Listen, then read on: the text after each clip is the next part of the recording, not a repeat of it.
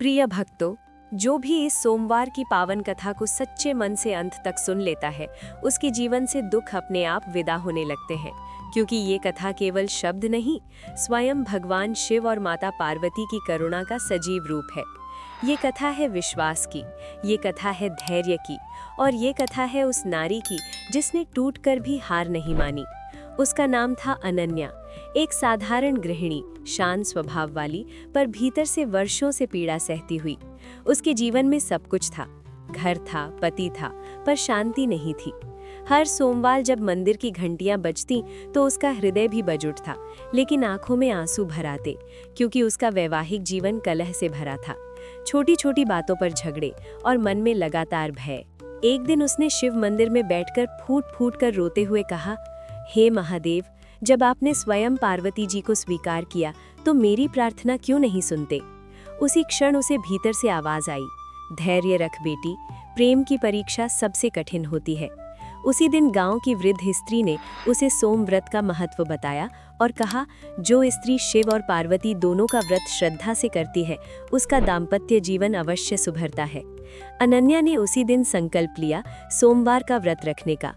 सुबह स्नान कर सफेद वस्त्र धारण किए, शिवलिंग पर जल और बेलपत्र चढ़ाए और माता पार्वती से कहा, माँ, मुझे सहन नहीं, सुख चाहिए।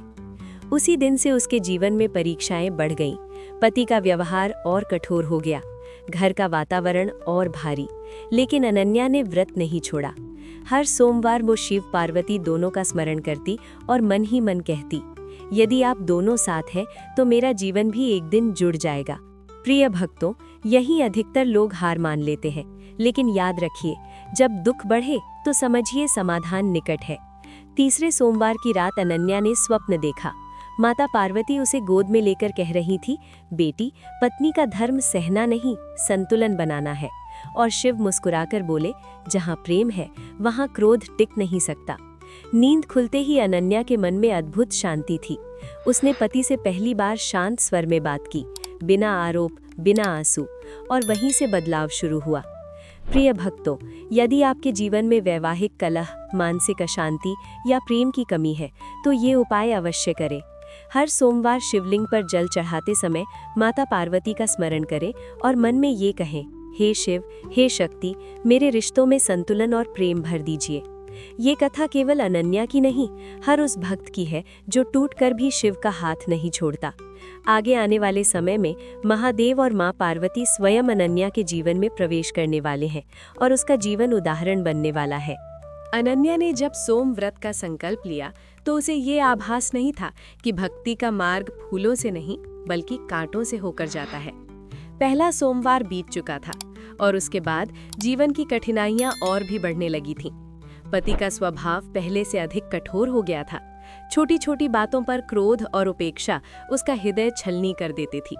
पर हर बार जब वो टूटने लगती तो उसे माता पार्वती का वो स्वर याद आता कि प्रेम सहने में नहीं, संतुलन में होता है। दूसरे सोमवार की सुबह अनन्या ने फिर स्नान किया, शिव पार्वती का ध्यान किया और बिना किसी शिकायत के व्रत रखा। दिन भर भूख से शरीर कमजोर था, लेकिन मन अडिग था। शाम होते ही घर में फिर विवाद हुआ। पति ने कटु शब्द कहे और घर से बाहर चला गया। अनन्या अकेली बैठी रही। उसकी आंखों से आंसू बह रहे थे, पर इस बार वे असहायता के नहीं थे, वे प्रार्थना के थे। उसने दीपक जलाकर कहा, हे शिव, हे माँ, यदि ये व्रत मेरी परीक्षा है तो मुझे शक्ति दीजिए कि मैं इसे प्रेम में बदल सकूं। उसी रात उसे स्वप्न आया। उसने देखा कि वो घने वन में भटक रही है, चारों ओर अंधकार है। तभी एक उज्जवल प्रकाश प्रकट होता है और उस प्रकाश में माता पार्वती प्रकट होकर कहती हैं, बेटी, स्त्री की धैर्य उसकी कमजोरी नहीं, उसकी साधना है। और उसी प्रकाश से शिव का स्वर गूंजता है, जब पत्नी भीतर से शांत हो जाती है तब पुरुष का अहंकार स्वतः झुक जाता है। नींद खुलते ही अनन्या के मन में अद्भुत स्थिरता थी। अगले दिन उसने पति के लिए बिना कुछ कहे प्रेम से भोजन बनाया। कोई शिकायत नहीं, कोई अपेक्षा नहीं। ये परिवर्तन पति को भी विचलित कर गया। वो समझ नहीं पा रहा था कि अनन्या इतनी शांत कैसे है। दिनों बाद तीसरा सोमवार आया। इस बार अनन्या ने व्रत के साथ मौन भी रखा, दिन भर केवल शिव नाम जपा। उसी दिन पति के काम में बड़ी समस्या आ गई। आर्थिक हानि का डर घर पर छा गया। पति घबराया हुआ लौटा और पहली बार उसने अनन्या से कहा, आज मन बहुत भारी है, अनन्या ने बिना उपदेश दिए केवल इतना कहा, शिव और पार्वती दोनों साथ हों तो कोई संकट बड़ा नहीं होता। उसी रात पति ने भी पहली बार उसके साथ शिव का नाम लिया। प्रिय भक्तों, यही वो क्षण होता है जब भक्ति एक व्यक्ति से निकलकर पूरे घर में प्रवेश करती है। यदि आपके जीवन में भी पति पत्नी के बीच दूरी बढ़ गई है तो ये उपाय करें।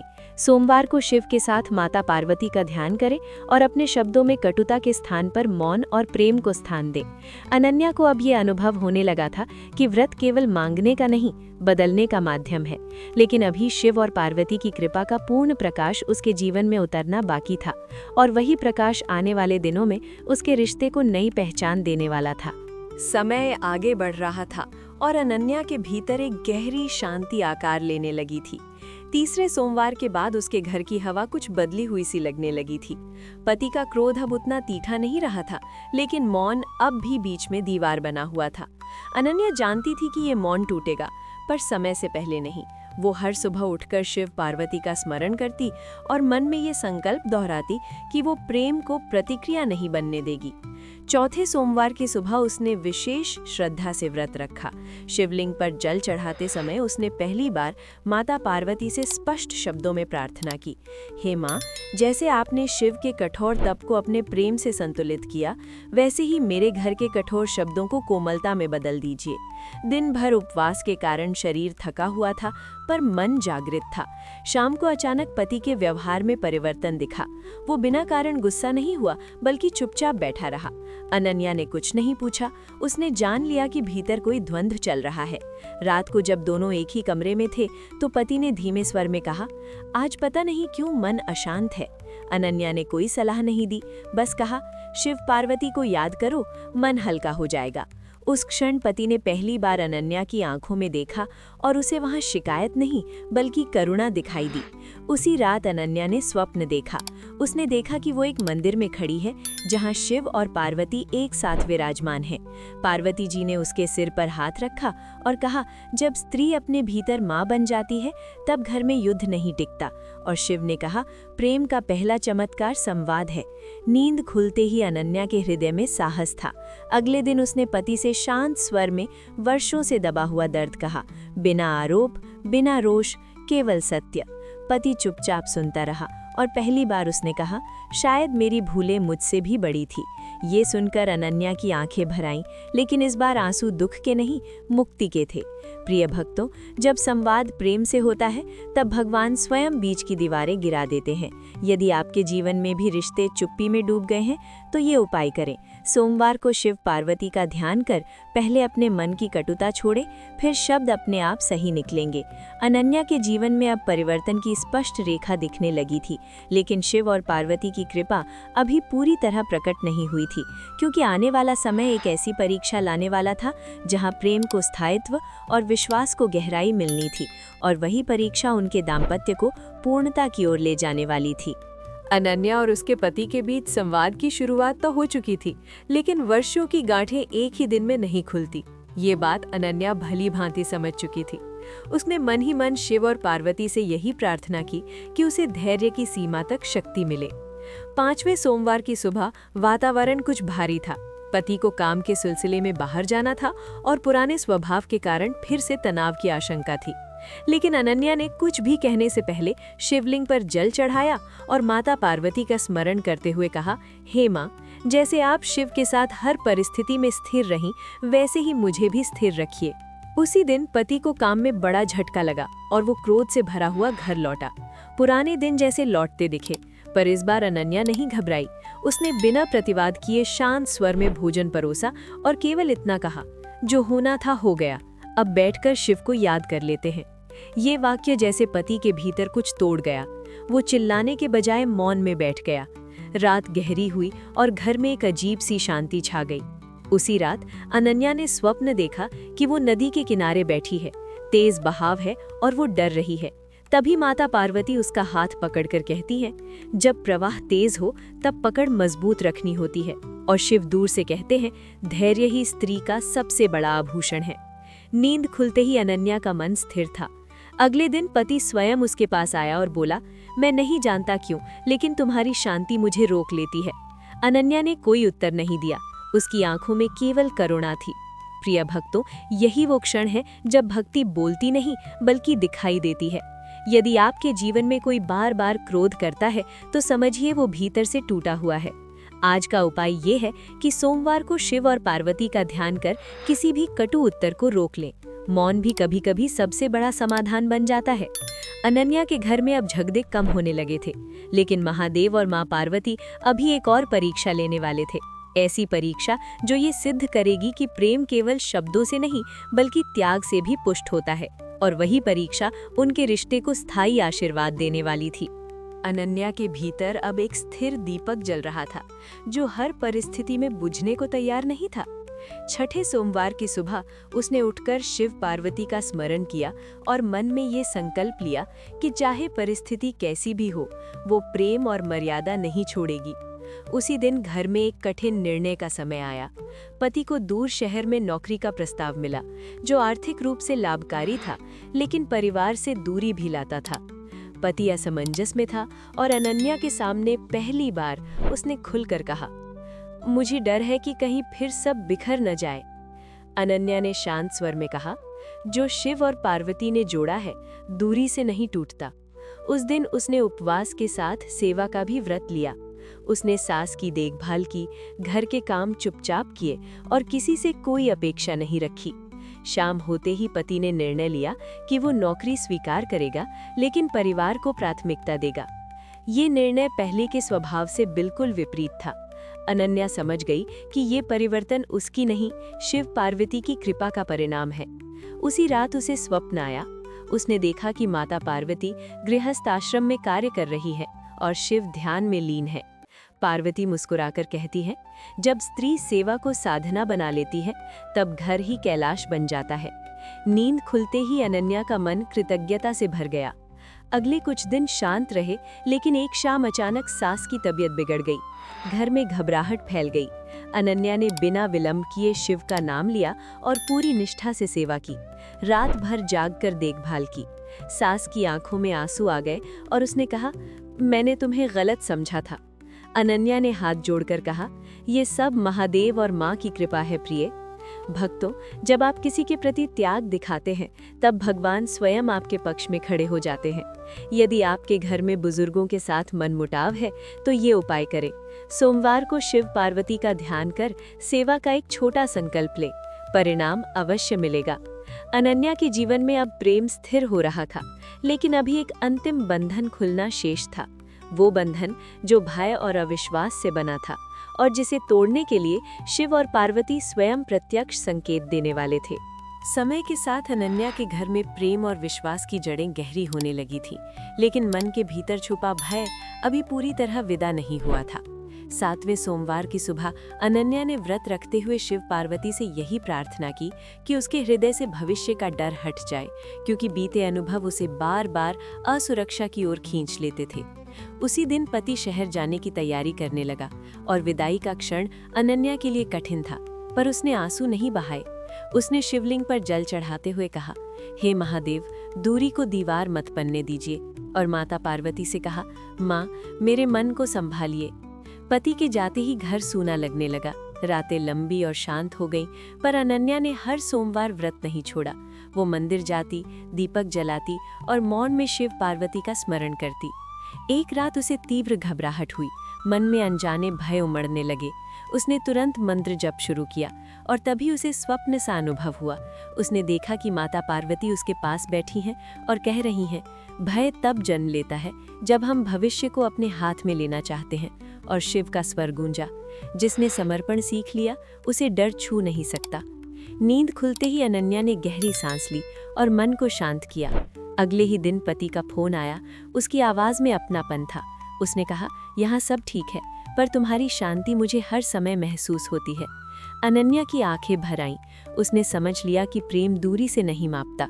प्रिय भक्तों, जब आप अपने भय को भगवान के चरणों में रख देते हैं तब जीवन हल्का हो जाता है।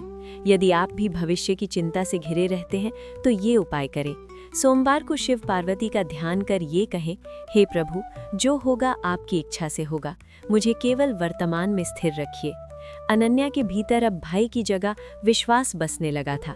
लेकिन अभी अंतिम सत्य सामने आना बाकी था। वो सत्य जो उसे ये सिखाने वाला था कि भक्ति का चरम केवल सुख नहीं बल्कि सेवा और करुणा में प्रकट होता है, और वही सत्य उसके जीवन को पूर्ण आशीर्वाद में बदलने वाला था। अनन्या के भीतर अब विश्वास स्थिर हो चुका था और भय धीरे धीरे पिघल रहा था। 8वें सोमवार की सुबह उसने व्रत रखते हुए शिव पार्वती से यही प्रार्थना की कि उसकी प्रेम में कभी अहंकार न आए, क्योंकि वो समझ चुकी थी कि अहंकार ही रिश्तों का सबसे बड़ा शत्रु होता है। उसी दिन गांव में एक बड़ा विवाद खड़ा हो गया। 2 परिवारों के बीच पुरानी बात को लेकर झगड़ा बढ़ गया और बात मंदिर तक पहुंच गई। लोग अनन्या के पास आए और उससे बीच बचाव करने को कहा, क्योंकि अब वे उसके संयम और विवेक को पहचानने लगे थे। अनन्या पहले झिझकी, पर फिर उसने शिव का नाम लिया और मंदिर में सबको एक साथ बैठाकर केवल इतना कहा, हम सब शिव की संतान हैं और माता पार्वती ने हमें जोड़ना सिखाया है, तो फिर हम तोड़ क्यों रहे हैं। उसकी बातों में न तर्क था न आरोप, केवल करुणा थी, और वही करुणा लोगों के मन को छू गई। विवाद शांत हो गया और लोग शर्मिंदा होकर लौट गए। उस क्षण अनन्या को भीतर से अनुभूति हुई कि शिव और पार्वती दोनों उसके माध्यम से बोल रहे हैं। उसी रात उसे स्वप्न आया। उसने देखा कि कैलाश पर शिव पार्वती साथ विराजमान है और पार्वती मुस्कुराकर कहती हैं, जब स्त्री अपने घर से बाहर भी संतुलन फैलाने लगे तब समझो उसकी साधना पूर्ण हो रही है। शिव ने कहा, अब तू केवल गृहिणी नहीं, मार्गदर्शक बन रही है। नींद खुलते ही अनन्या के मन में कोई गर्व नहीं था, केवल विनम्रता थी। उसने उसी दिन निर्णय लिया कि वो किसी भी प्रशंसा को अपने भीतर स्थान नहीं देगी। पति का शहर से लौटने का संदेश आया और उसके शब्दों में सम्मान और अपनापन था। उसने कहा, तुम्हारे बिना बोले सिखाए हुए धैर्य ने मुझे बदल दिया है। अनन्या ने आंखें बंद कर शिव पार्वती का स्मरण किया। प्रिय भक्तों, जब आपके भीतर शांति आ जाती है तो वो दूसरों तक स्वयं पहुंचती है। यदि आपके आसपास कलह है तो समझिए भगवान आपको माध्यम बना रहे हैं। आज का उपाय ये है कि सोमवार को शिव पार्वती का ध्यान कर किसी एक टूटे रिश्ते को जोड़ने का प्रयास करें, बिना अपेक्षा, बिना श्रेय। अनन्या के जीवन में अब भक्ति का प्रकाश बाहर की दुनिया तक फैलने लगा था, लेकिन अंतिम चरण अभी शेष था, जहां शिव और पार्वती उसे ये सिखाने वाले थे कि सच्ची साधना का फल तब मिलता है जब हम स्वयं को पूरी तरह भूल जाते हैं, और वही चरण उसके जीवन को पूर्णता की मुहर देने वाला था। अनन्या के भीतर अब सेवा का भाव सहज हो चुका था और वो स्वयं को पीछे रखकर दूसरों के दुख देखने लगी थी। 9वें सोमवार की सुबह उसने व्रत रखते हुए शिव पार्वती से यही प्रार्थना की कि उसके मन में कभी ये भाव ना आए कि वो किसी से श्रेष्ठ है, क्योंकि उसने समझ लिया था कि कृपा का भार विनम्रता से ही संभलता है। उसी दिन गांव में एक असहाय विधवा स्त्री अपने बच्चों के साथ सहायता के लिए आई। लोगों ने मुंह मोड़ लिया, पर अनन्या ने बिना किसी घोषणा के उसे घर बैठाया, भोजन कराया और उसके बच्चों को स्नेह दिया। उसने किसी को कुछ नहीं बताया, क्योंकि उसका विश्वास था कि सेवा का शोर नहीं होना चाहिए। रात को अनन्या को स्वप्न आया। उसने देखा कि माता पार्वती उसी विधवा स्त्री के रूप में खड़ी हैं और मुस्कुराकर कहती हैं, जब तुमने मुझे पहचाना नहीं तब भी तुमने मेरा सम्मान किया। और शिव का स्वर गूंजा, यही सच्ची भक्ति है जो रूप देखकर नहीं, हृदय देखकर करती है। नींद खुलते ही अनन्या की आंखों से आंसू बह निकले। वो जान गई कि भगवान उसकी परीक्षा केवल घर तक सीमित नहीं रख रहे हैं। अगले दिन पति घर लौटा और उसने देखा कि घर का वातावरण पहले से भी शांत और उजला है। उसने अनन्या से कहा, तुम्हारे भीतर कुछ बदल गया है, अब तुम बोलती नहीं लेकिन सब कुछ छू लेती हो। अनन्या ने केवल इतना कहा, ये शिव पार्वती की छाया है, मेरे भीतर कुछ भी मेरा नहीं। प्रिय भक्तों, जब आप किसी जरूरतमंद की सहायता बिना दिखावे के करते हैं, तब भगवान स्वयं आपके जीवन की कमी पूरी कर देते हैं। यदि आप भी मानसिक अशांति या उद्देश्य की कमी महसूस करते हैं, तो ये उपाय करें। सोमवार को शिव पार्वती का ध्यान कर किसी एक व्यक्ति की निस्वार्थ सहायता करें। अनन्या के जीवन में अब भक्ति पूर्णता की ओर बढ़ रही थी, लेकिन अंतिम सत्य अभी प्रकट होना शेष था। वो सत्य जो ये सिद्ध करने वाला था कि शिव और पार्वती की कृपा केवल सांसारिक सुख नहीं बल्कि आत्मिक मुक्ति का द्वार खोलती है, और वही सत्य उसके जीवन की अंतिम और सबसे दिव्य अनुभूति बनने वाला था। अनन्या के भीतर अब कोई खालीपन नहीं बचा था, बल्कि एक गहरी तृप्ति और स्थिरता बस चुकी थी। 10वें सोमवार की सुबह उसने व्रत रखते हुए शिव पार्वती से यही प्रार्थना की कि उसके जीवन में जो शांति आई है वो स्थायी रहे और किसी भी परिस्थिति में उसका मन डगमगाए नहीं। उसी दिन गांव में अचानक एक विपत्ति आई। तेज वर्षा और आंधी से कई घर क्षतिग्रस्त हो गए। लोग भयभीत थे और मंदिर में एकत्र होकर सहायता की गुहार लगा रहे थे। अनन्या बिना किसी आदेश या प्रतीक्षा के आगे बढ़ी। उसने लोगों को ढाढ़स बंधाया, भोजन और आश्रय की व्यवस्था की और सबको शिव पार्वती का स्मरण करने को कहा। उसकी शांत उपस्थिति ने भय को कम कर दिया और लोगों में धैर्य लौट आया। उसी रात जब सब थक कर सो गए तो अनन्या मंदिर में अकेली बैठी रही और दीपक के सामने मौन साधना करती रही। तभी उसे एक दिव्य अनुभूति हुई। उसने देखा कि शिव और पार्वती दोनों उसके समीप खड़े हैं। पार्वती ने कहा, बेटी, जब संकट में भी तुम्हारा हृदय शांत रहा तब समझो तुम्हारी साधना सिद्ध हो रही है। और शिव ने कहा, जहाँ भय मिटे और सेवा जागे वहीं मेरा वास होता है। नींद खुलते ही अनन्या के चेहरे पर अपूर्व तेज था। उसे कोई चमत्कार नहीं दिखा, लेकिन उसके भीतर भय का अंतिम अंश भी विलीन हो चुका था।